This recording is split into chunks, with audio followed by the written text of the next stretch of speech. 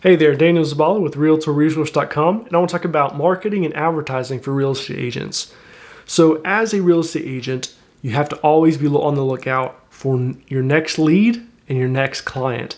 That means starting your every workday off with doing those marketing and advertising activities. It means writing handwritten notes, picking up your phone and making those phone calls, shooting some personal texts, making some personalized videos, sending some customized emails, and of course doing those paid forms of marketing as well, like doing your farming of your neighborhoods through direct mailers, building up your email list so you can do a subscription list where you send emails on a consistent basis at least once a month, probably more like twice a month at least.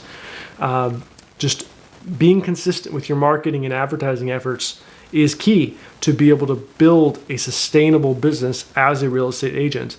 So again, the basics, doing those basic things of writing notes, picking up the phone and making those phone calls, doing everything you can to stay top of mind with potential clients and past clients. You don't want them to forget you. And you also want to let them know that you haven't forgotten them, that you're still a resource available for them, that you are a servant focused professional who wants to help them with their real estate needs.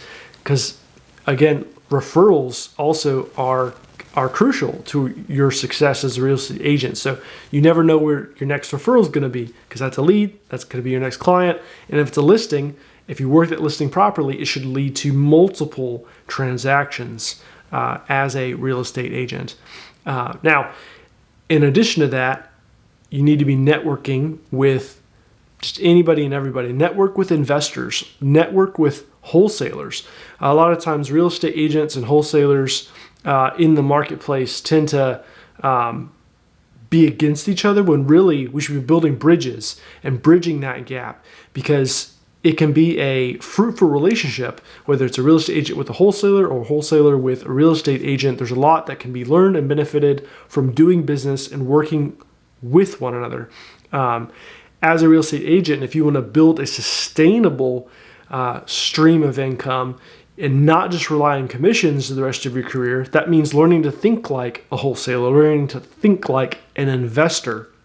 How do you truly build and create a business and not just be self-employed? That means in time being able to invest in rental property. I know a lot of realtors, purely because of a lack of knowledge, don't realize that you don't have to have a W-2 job to be able to acquire rental property. A lot of real estate agents get caught up thinking, oh man, because I'm working full-time commission, it'll be forever before the bank will lend me the money so I can buy a property to turn it into rental property. Reality is you don't need banks. There's tons of private money out there, individuals that lend money out either as a hobby or as a side gig or as a small business themselves. That's what they do. They have deep pockets and they want to put their money to work. They're more than glad to lend that money out as long as the deal makes sense. And of course, there's all kinds of ways too. Beyond private hard money, there are big companies out there too that do the same kind of lending, that they're not banks. They lend specifically to individuals that want to renovate properties and flip them, or renovate them and turn them into rental properties. For example, if you obtain a hard money loan from a local lender, say you found this house that it costs $120,000 because it needs a lot of work, and this seller is really in a tight spot and needs to sell and have the money to fix it. Maybe it needs $30,000 in repairs. That put your cost basis at $150,000 if you could buy it. And maybe you know as a real estate agent, after doing your CMA, that house really is worth $200,000 on the market if you were to list it. Well, that's a $50,000 gross profit opportunity there. How do you take advantage of that? Well, you could go get a hard money loan. You could go and do the repairs yourself and then list that property yourself, and only have to pay half the commission if another realtor or real estate agent brings the buyer. So you get to capitalize on that opportunity and you use someone else's money, that hard money loan. It's a 1-year loan at a higher interest rate, but you're doing it for the purpose of maybe flipping that property and you're going to list it yourself. That's another way to get a listing and generate more income, a lot more income, because you're flipping the property, you're doing those repairs, improving the community. Or let's say you want to invest in that property, you want to turn it into a rental. Well, same concept, $120,000 purchase price, $30,000 in repairs. You could go get a hard money loan. And if your relationships are really good with hard money lenders, again, that comes from networking, then you have the potential to be able to purchase the property using that loan and do the repairs using the loan. And then once you have the property rented out, you can go to a local bank or a credit union and refinance the property. And if the numbers are really, really good, it makes sense. Sometimes you can have no money in the deal.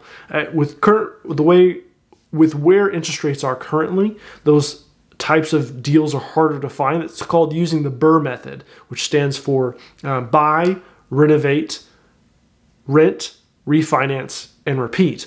The BRRRR method, the goal of a lot of people, investors that use the BRRRR method, is to have zero money tied up in the property. Because if you can have zero of your own dollars tied up in that rental property, because you bought it with cash from a hard money loan, and they lent you the money to do repairs, and then you refinanced through a local lender, like a bank or a credit union, you could have no money in the deal, own a rental property, and have cash flow income coming in from that rental property, plus all the tax benefits that come from owning rental real estate. Again, that's harder to find those deals and make the numbers work because of where interest rates are right now, but they still exist. And there are other strategies you can use too to acquire rental properties. The point is always be networking, because you never know where your next deal is going to come from. And with that, also, in order to create a sustainable business, you need to think beyond just getting commissions. Look into flipping properties, look into investing in properties, and all the different ways you can go about that. Learn about creative finance in order to secure those deals. If you find a great opportunity, a great property at a great price, you can find the money through networking. It's a matter of putting in that legwork. The more you network, the more you're going to learn, the more opportunities that are going to come your way. That's it. I hope you have a great rest of your week, and see you at the top.